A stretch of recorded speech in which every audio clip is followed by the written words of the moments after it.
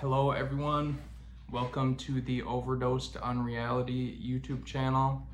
For those who don't know me, when I was 19, I got arrested for attempted murder and was facing 90 years in Wisconsin State Prison, and beat an attempted murder when I was 20 and got sentenced to 7 years, came home and turned my life around.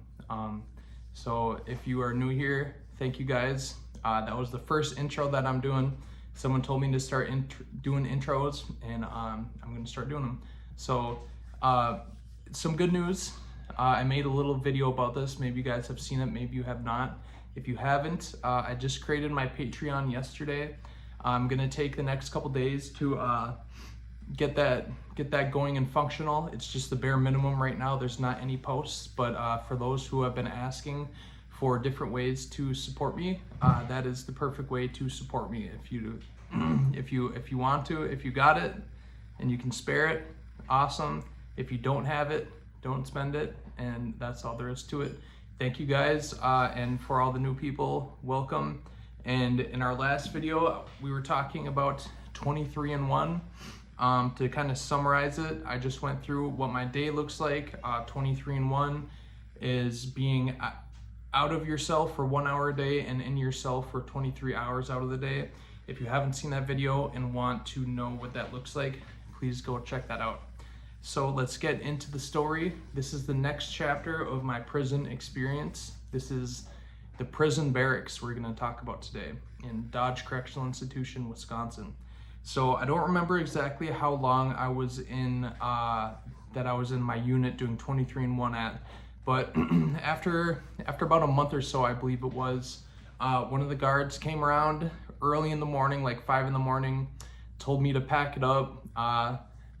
Instantly, my heart started racing, because you never know what to expect if you're going to get sent to a unit with a bunch of crazy people, or if they're going to ship you off. And I kind of had a feeling that I wasn't going to get shipped off, because I had only met with the classification officer a couple times, and he didn't tell me kind of roughly where we were going yet. So packed everything up, and they took me outside and brought me to a unit that's completely closed off from the rest of the prison. You have to go outside and go in there. So it clicked in my mind, we're going to the barracks. My cellie, who I was, whenever you have a good cellie and you have to leave their unit, you're kind of, sad a little bit, whatever. And that's how I was feeling. But he had told me what the barracks was, and the barracks was sweet. I'm gonna be honest, this isn't gonna be a story. I got sent to a crazy place and a bunch of crazy stuff happened. It's not what's going on here. The barracks was so nice compared to the 23andMe. So what the barracks are is there's a giant building outside. There's 3 different units. There's A, B, and C. And I got sent to A, and A, all the units, they just have bunk beds against the wall. It's just one giant unit. And there's open showers for this one, whatever, that part sucked, but it is what it is. And our unit A had the kitchen with all the kitchen workers. So all of the different units would have to come in, and they would have to line up and get their trays from the kitchen.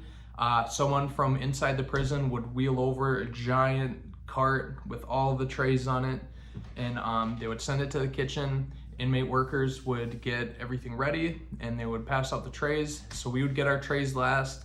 We would have to wait for B and C units to come in and get their trays. Those were the bad parts. The good parts is you're not in a cell. You get to socialize, you get to play cards. My bunkie, who was above me, no, I'm sorry, I was above him. His name was KB, and I believe he was from southern Wisconsin. I want to say it was like Waukesha, or I can't remember, but it was somewhere down south. He was super cool. His name was KB, and we didn't get to know each other for a couple days. We just said what's up, whatever, when I first came in. But he was on the card table, and I was watching TV, and his partner had to leave, and then he asked me if I knew how to play cards. I said yes, sat down at the table, We destroyed everybody right away, and he saw that I was pretty decent at playing cards, and me and him had the same playing style. And yeah, we just clicked after that, playing cards against everyone in there, winning most of the time. And that's my favorite way to pass time when I'm locked up. Nothing is fun in jail, but cards was as close as fun can be for me in there. Pass the time a lot. So that was cool. And the guards are kind of one thing that does suck too is that you can't be like, if you're standing up, you have to be walking somewhere. I don't know why, if the guards just are trying to like not have any altercations or anything crazy happen, but if you're just standing and you're not in your bunk area, they'll tell you that you gotta go sit down somewhere. You can't like stand up. If you wanna go and watch TV, oh, we're still recording? Yep, we are. So if you wanna go and watch TV, you have to go and sit at the metal tables. You can't go and stand and watch TV, which is stupid. Something that I like to do when I'm doing time, when I was in jail, they have like a big, in the day room, I like to walk around all the time, walk a bunch of laps during the day. Couldn't do that here, but you know, you go to the weight room, the rec yard, get exercise. Even though I was only on the rec yard one time, you get more access to the weight rooms when you're in the barracks, which was cool. So passing time like that, reading the crappy prison books, going to the weight room. The phones, there's 3 phones in the barracks, and you don't have to wait days to use them, but you have to get in line.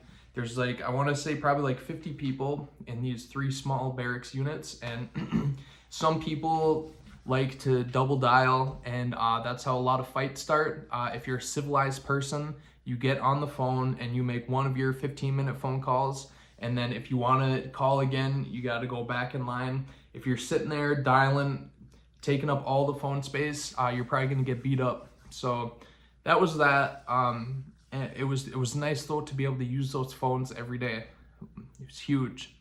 And this was kind of the last place that I was in Dodge before I got shipped off.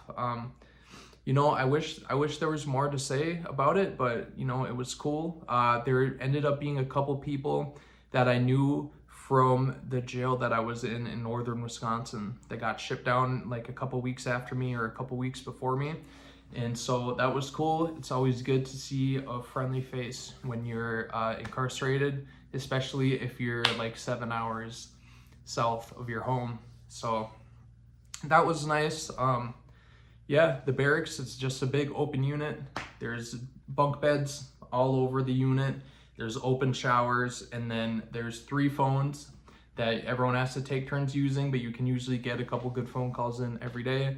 Go to the weight room a couple times and watch some crappy, you know, they don't have any cable channels in there. Dodge is kind of in the middle of nowhere in Wisconsin, so you can't even receive like the good channels. You'll get those old like weird channels playing like old random generic movies, but you know, it is what it is. And stay tuned for the next video. You guys are gonna find out where I get shipped to after I leave Dodge. And this next place that I get shipped to is where I paroled and go home from. So at this point in the story, I'm seeing the light at the end of the tunnel. I have like 9 months left or something.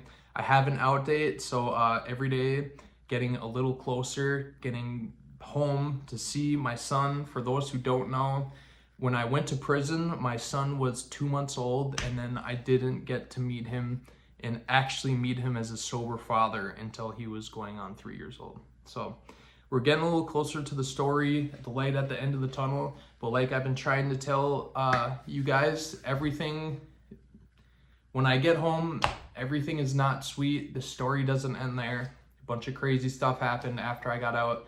And the content's not going to end even after this main story. I still got a bunch of random crazy stories of things that happened before I went to jail, and you know, other little random jail stories. So the content is going to keep coming. Like I said, run up the videos, and hopefully soon I should be able to start getting monetized or getting paid for the monetized videos, whatever. And check out my Patreon if you guys want to support me even more. But until then, I'll talk to you guys soon. Have a good day.